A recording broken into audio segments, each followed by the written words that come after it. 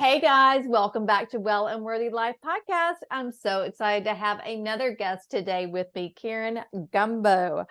Karen is a certified coach who helps women lose weight midlife, keep it off. That's very important. And more importantly, adopt lifestyle changes that foster healthy aging. I love that. And she's American who has lived 3 decades in France. Oh my gosh.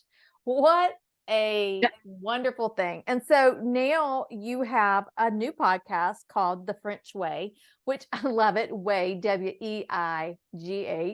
And you have a program and so much to tell us about. But Karen, welcome to Well and Worthy Life podcast. Oh, thank you. Thank you, Deanna. Really happy to be here. So let's talk about, first of all, how did you get to France from the United States? Where'd you grow up? Sure. So I grew up in Maine. So I'm from Maine. My family still lives in Maine, went to school in Boston, but I love France and I've loved everything about France. And I came here as an exchange student in high school. I came back in college and then I came back to do my master's and I just stayed just because I love it. Yeah. So I've been here for 30 years. Wow. I mean, I've been to France. I love it, but I can't imagine going as a young person. I wish I would have, to be honest with you, because I think that, gosh, if I knew then what I know now, I think it culturally enriches you. I wish I would have taken my children when they were younger and everything else. But what was it that you loved so much that you were just like, I have to stay here? So I loved anything and everything about Paris. I think that initially was what attracted me. It was the culture. It was everything just had so much history and depth. And there was just something that really drew me in. When I'm here physically, it's like, I love the cafes. I love living outside. I love cities. So big urban person, I lived in Boston and there's just so much energy.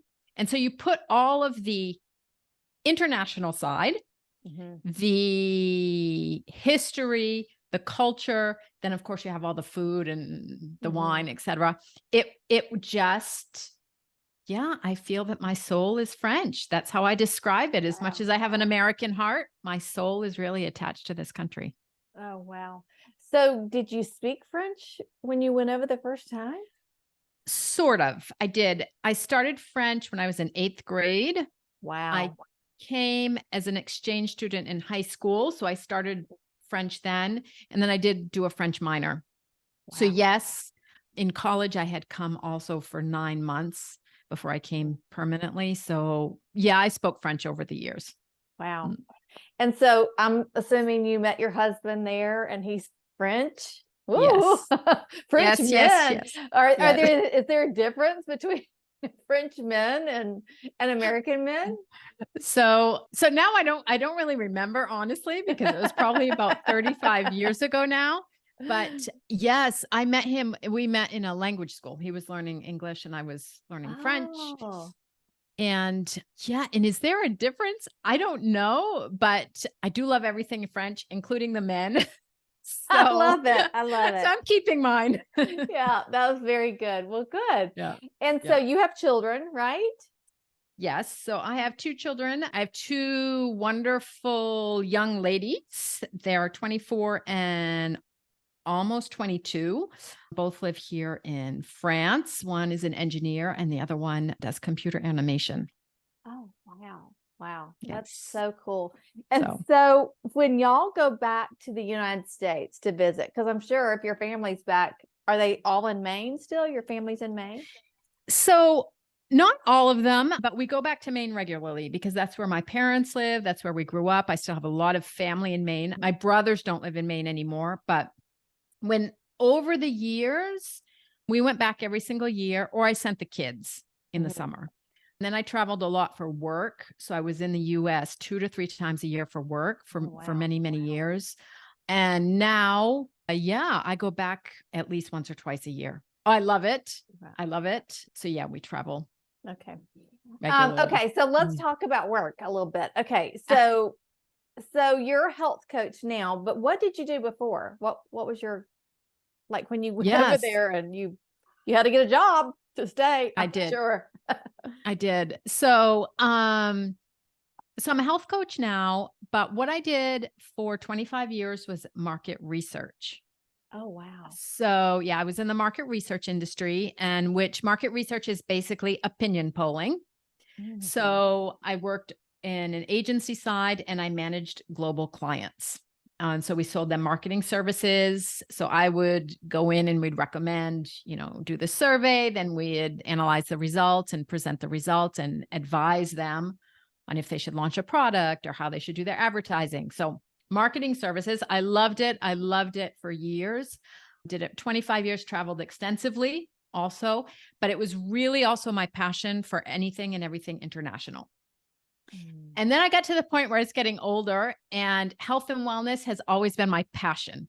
Mhm. And so that's when I actually became a health coach on the side, Mhm. just like Yep. you, faster way Uh-huh. to fat loss. I was a Mhm. faster way to fat loss coach for over 2 years. I did that on the side Mhm. and loved it.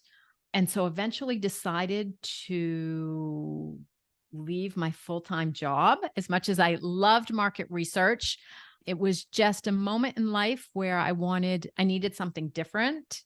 I felt I wasn't contributing enough to the world also. Mhm. And I think that just people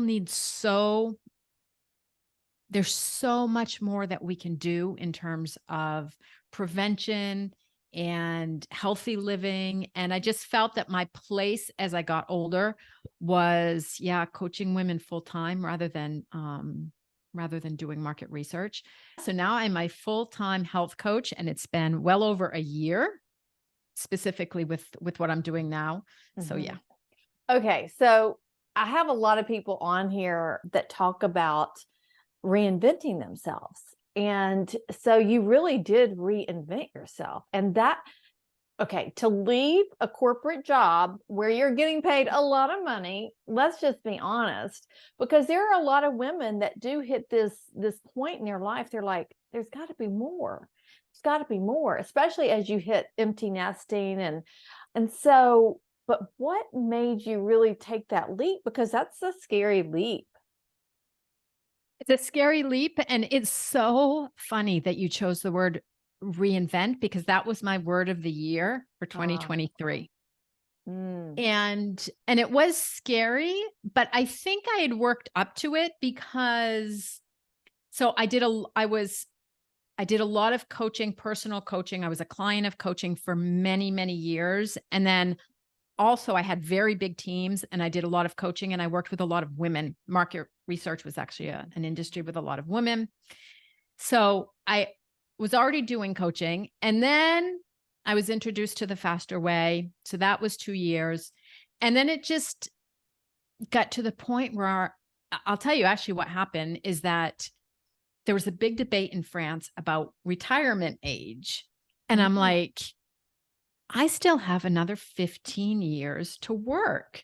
Do I want to work in market research? So I asked myself that question.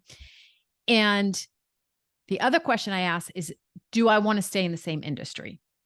mhm, And so I gave myself permission and time also to think about it, to anticipate it. It wasn't a decision I made lightly. mhm, It had been something in the back of my head for probably 5 years. mhm. So also between the time I made the decision, the time I left my corporate job, I had to plan financially. There's a lot that goes into, I had a team of 150 people. You go from that to doing everything on your own. Mm, So you mhm. have to, and actually, so first of all, I'm a risk taker. I just have Yeah. my own back.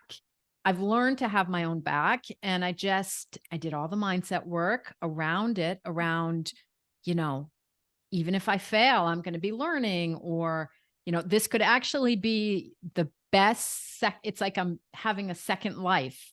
And so I did the mindset work. I planned financially. My husband was completely on board with it. I can't say he's 100% supportive, even if he's a little nervous. And yeah, it just got to the point where I'm like, it has to be now. And as part of the reinvention process, I'll just put this little parentheses in. We've actually decided to move away from Paris and move to the southern part of France. Oh, wow. That's Yeah. super exciting. Very exciting. Oh So, my which goodness. it's huge because I mean, we've talked about, I love Paris. My soul is here. I've been here 30 years. I literally go out my door. I don't live in Paris, I should say. I live half a mile outside of the city perimeter. But yeah, so I'm reinventing everything. Wow. And I love that, because that happens to a lot of people, that they end up moving. They decide that they want something different in life. So how will it be different from where you live now in Paris to where you're moving to? How will life be different? So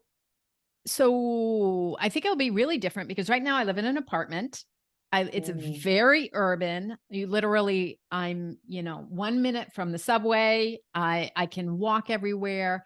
But I spend so much time at home now, also because I'm working at home with my business, that I just needed more space. So looking for a house with a pool. Wow. Oh, Not too far from the city though, because my husband will have to commute. He still has to commute back to Paris. So it's taking a little planning between, selling and buying, which is a longer process here in Europe than it is in the US. So it's a lot of planning, but will it be different? Yes, I think it'll be maybe a little calmer, but not too much, because I like activity and I like stimulation, but it's more the environment. The environment will be a little bit different. yeah, I love that. And I think I think sometimes we need a change like that. Like, I know some people downsize, some people move to different communities here. And my husband talks about sometimes we bought a house in a really beautiful community in South Carolina. And sometimes he talks about moving there. And I'm like, I'm not moving away from my granddaughter. So, I mean, like, I'll come visit you a lot, but I'm not going to live there. But it is a different way of life. I'll say, when I'm there in this house that we have in South Carolina, it's like being at camp for adults. And you can ride your bike everywhere. They have pickleball, they have tennis, they have workout classes. They actually do have like a farm there, so you can get some stuff. Anyway, they have a lot of great things, but I'm just now, I'm at a whole different stage. Before my granddaughter, I probably would have moved there, but now that I have my granddaughter, I want to be so much a part of her life. So on a daily basis, which I feel very lucky to be so close. Like, I can go pick her up from school now and things like that. So yeah, I don't have that yet. Will I? I'm not sure. We'll see with my girls. But yeah, for the time being, there was nothing, holding us here. And it's funny because it's a very recent decision, but it was the same thing. And I think that as we get older, we really have to be in touch with the signals that the universe is sending us, if I can say it like that. But we went on vacation to Provence, and it's like it moved my soul. That's the only way that I can describe it, like what happened in Paris 30 years ago. And within 2 days down there, I was looking at houses.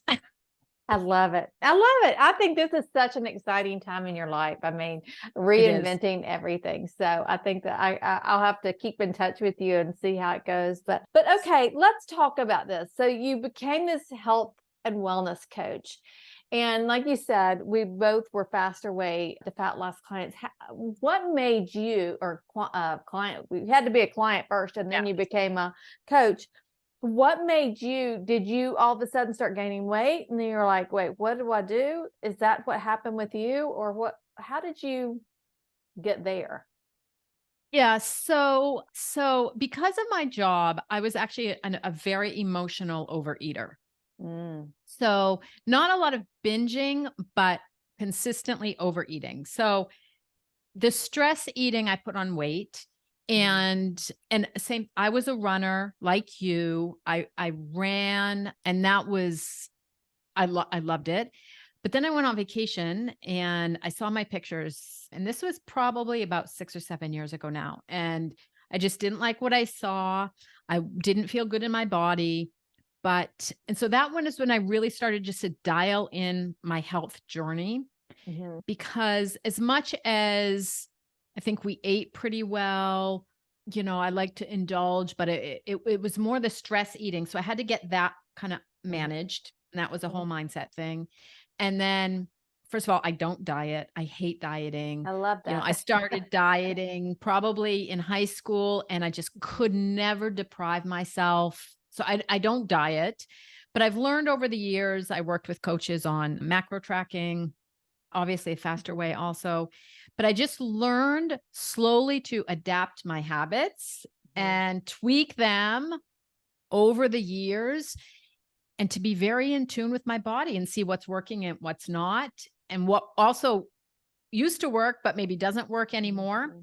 And so I would say it's the past 6 or 7 years that, I've lost the weight, I've kept it off, and I'm the healthiest, leanest I've ever been, honestly. And so, that was, I think the beginning was that the faster way. And then it's just kind of morphed into. Okay. So I love that you have more energy, you have the leanest, you feel the best. So what do you feel like that's made the biggest difference in that? I mean, like, was it one big thing you did? So what's made the biggest difference? So it's not one big thing. It's slowly changing the habits over time. So I think one of the biggest things was going to bed earlier. I never really had a time of, not a lot of difficulty sleeping, but when I started just going to bed at 10:30 instead of 11:30 or 12, I can't even explain why. It just improved my sleep tremendously. So that was a big thing. The water, I stopped drinking Diet Coke. And you're my sister. I think I was a big Diet Coke drinker too. Oh. Yes. I lived on Diet Coke for 20 years and just increased my water intake. And then the strength training that, with the faster way, I had done a little bit here and there, but that had really helped. And movement. So now I don't run as much anymore. I walk every single day. Also, between, I would say 7,000 and 10,000 steps. And then one thing also that made a huge difference is I found something I loved, that I wasn't focusing on my weight all the time. So I found a passion that wasn't constantly bringing me back to food and weight, and it gave my brain something to focus on. So I'm very big when it comes to setting objectives and goals. And so when we knew our kids were going to be leaving at some point in time, we took up golf with my husband. Oh, I love that. I love and that. I love it. And you do it together, which is even better, right? Yeah. Yes. Awesome. So we learned together. We take lessons, we play, and it gave my brain. So first of all, you're also in fresh air and you're in nature. So that was great, but you're just focusing on something that isn't weight related and health related. And I think that it sounds very minor, but it had a huge impact. It's just to stop obsessing about weight. I love that, because I feel like that's what happens. We become like, we get on that scale, which I hate the scale, but we get on the scale and then it can dictate our day, right? And it just can really, then we're like, oh, I can't eat that. I can't eat this. This is good food. This is bad food. All those things. And let's be honest, I mean, we grew up in an era where diet was talked about a lot. And, it was just a hard, I think that's, really shifting our mindset and getting away from the food on how it tastes and how it makes us feel, because it does release a lot of dopamine when we eat.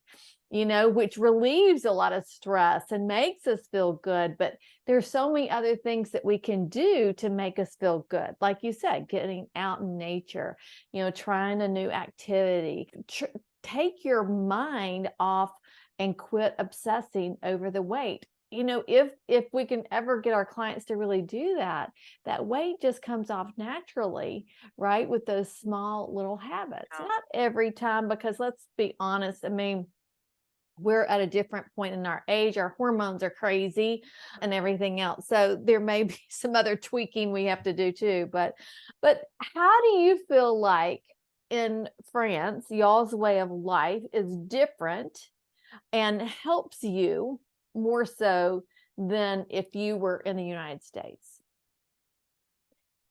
Yeah, I think that there are definitely some things. So I think one of the biggest things is that food here isn't, we haven't attached labels to it. It's not good or bad. There's a real appreciation for food, for meal times. My husband, I always have to laugh, my French husband, the amount of time he spends decorating the plate. He's Oh, bought I all love of these that. things so that it looks visually appealing. And so and it doesn't take a lot of time, but it looks nice. And so that's the kind of thing that you learn to appreciate it. So you're always sitting down to a nice table. The place setting is nice. I drink sparkling water out of a wine glass. Just a little things like that have really made us appreciate it. And then the meal it's not just about the food, it's about the people that you're with. And it's about the conversation, and it's about connecting. And so that is also something that, as a family, I know the organization is a little bit different with the US, but we ate as a family every single night for years. Yeah. And I love that, because just like you said, I mean, it's that sitting down, taking the time, making the plate pretty. Here in the United States, we're eating in our car, we're running to the next activity. We are, but it's all these things like sitting, kind of breathing, kind of brings our system down. Being with people we enjoy being with, again, another thing, a really mood booster right there, right? But instead we're hurrying around. So I love that. And we need to adopt more of that, way more of that. Yeah, I think a lot of it is just simply becoming aware, because what I see in the US is, and this is not a criticism, it's just an observation of people are standing up eating, or eating at their desk, or eating out of a container. And whereas here it's just there's more awareness around, or maybe it's just the culture makes you more aware of what you're putting in your body. So it's taking that time, it's looking at your food, it's thinking about also, what we're going to eat. And there's a real pleasure in that. Yeah, so I definitely believe that that's one of the things that I teach in my programs, about how important it is to just really sit down and eat your lunch. I found myself so many times during the day just standing up, eating something really quick, or eating something on the go, not taking time. I can't tell you how many times I've been with friends where they just get a coffee and that's supposed to be their meal. So I think that really taking that time, and I love the fact that really structuring it around family and friends. In the blue zones, they do that. I mean, it is about that connection, and that's a big part of our health, is the connection. And I feel like that's so important, and kind of something that I feel like, I don't know. I mean, I definitely feel like that in the United States, we are busier, busy, trying to do it all, be everything to everybody, and do it all. Whereas when I was over in France, I don't see people walking down the street eating. I was just in New York. I saw people walking down the street eating in New York for sure. So anyway. Yeah. What are some other things that you might see, or maybe you have some tips that you could tell us here that would really make a difference in what we're doing? Yeah, I think one of the biggest things is portion size. Mm. You know, that's one thing. And I always recommend, because I work mostly with American clients. Mhm. And it's one of the thing I recommend is that if you go to a restaurant, immediately just ask them to put half of it in a doggy bag. Or yeah. if you're sitting at the table with others, start off with a smaller portion and then help yourself if you want. But we really, like eating out of the bag. Don't eat out of the bag. Put your chips in a little bowl or Right. or on a little plate. Yeah. But it's just the attention, because all of those calories honestly add up so quick. People call it bites, licks, and tastes. It's the same thing. So it's being just aware of the portion sizes. And you can actually, so yes, you do need to eat enough, especially if you're active, et cetera. So, Right. and the protein is important, but I think the portion sizes, that for me is like the number one thing. And the second is movement. And I call it movement also. It doesn't have to be exercise. What's funny is in France, people aren't big, what I would call exercisers, but they love Pilates and dance and Zumba and bar and yoga and stretching. All of these, the women like to be doing something, but it's not that intensive, go all out. Like Of boot course you camps, have them. like No. like CrossFit, boot camps, all those kind of things. Yeah. And it's really, I mean, all that can do is, if you're trying to lose weight, some of those things can just raise your cortisol levels so high, and your body will just hang on to that weight even more, right? Yeah. So I always thought that was interesting, is that kind of movement. Mhm. It's finding something they love or you love and sticking with it.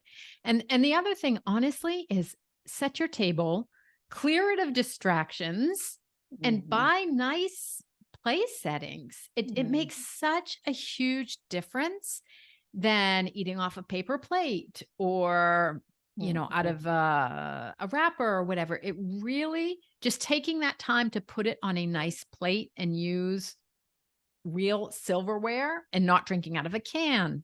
Same thing. Put it into a glass, put it into a wine glass. It's amazing how much more awareness it gives you around your food and what you're putting into your body, rather than just, I don't want to say mindlessly eating, but But a lot of times I think that we are mindlessly eating when we're eating out of a bag, when we're not, that your body can't even recognize the fact that you ate something because you just like shoveled it in, right? And then you're like, I'm still hungry, because our mind, it takes 20 minutes for our minds to connect with our stomachs, and I think that's why we need to slow down a little bit, a lot, really. I think we've just been like go, go, go so much over here. And that what we can learn from over in Europe is to slow down, enjoy your meal, enjoy your people. You don't have to do it all. And actually, I think you will probably get more done in the long run, because when we multitask, we can't get much done at all. We think we can, especially as we get older. It gets harder and harder to multitask. So maybe the last thing is the one thing also here that's, I would say, is a little bit different is we do grocery shop regularly. I go to the market. I know not everybody has a farmer's market, but I would say shop the produce aisle, try new things. Like the amount of vegetables that I discovered here, and I still discover things every single, awesome. month. That variety is I think is really important. The only thing we don't have in France is kale. Really? I do not know why. No kale. But besides that, we have everything else and then some. And so that variety also, because I think that what I see also is eating becomes pleasurable also when there's variety and stimulation, but not false stimulation from a dopamine hit. And that variety just helps keep it interesting. And so, yeah, that would be maybe the last, maybe a little bit difference that I would see and things that have helped here. Okay, one more question I've got. I started thinking, I'm like, okay, what's your go-to meal? Like what is your meal like that's just super easy for you to fix, that you know you're going to get all the nourishment and you like the taste of it and it doesn't take a lot of time? So one of the things I love to do is just buy a rotisserie chicken. Mm-hmm. That's probably, in terms of protein, the easiest thing. Yes. And then I'm a roasted veggies person. I love cut roasted. up any and all roasted veggies. And then so I don't food prep either, because I like to kind of decide what to eat in the moment. But I am sure they have a lot of veggies in the house. Right. So whether So you it plan be, ahead. I at least buy to Right. have Yeah, things. Yeah, exactly. I had. And peppers, roasted carrots, roasted broccoli, roasted onions, roasted cauliflower. And And I it just put doesn't get olive much oil. easier than roasted vegetables. I agree. So your rotisserie chickens, y'all probably don't have to worry about hormones and all that kind of stuff, do you? Do you? Not too much. Yeah. So No. that's the one thing that we have to worry about here, are, these chickens Mm, that have been shot full of hormones and stuff like that. yeah. But I love a rotisserie chicken because it is super simple and great protein.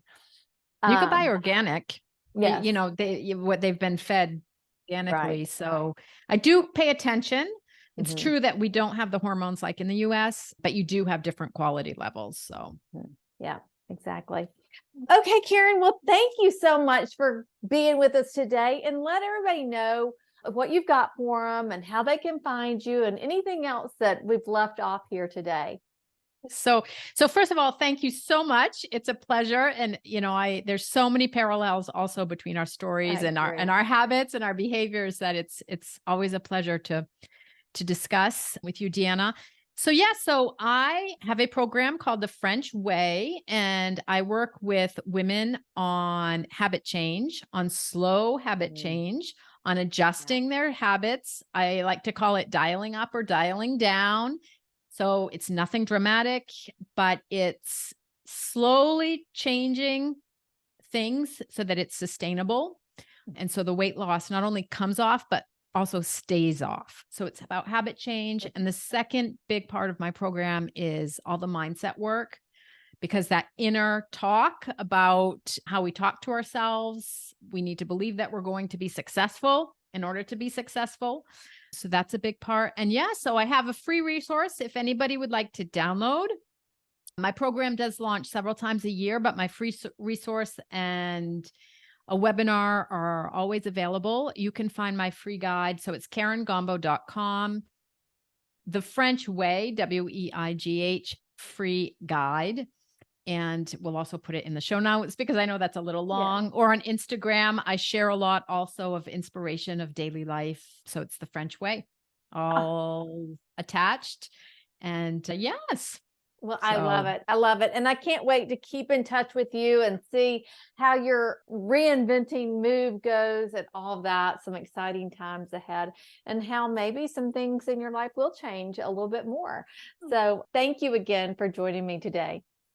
Okay. Thank you so much, Deanna. Take care.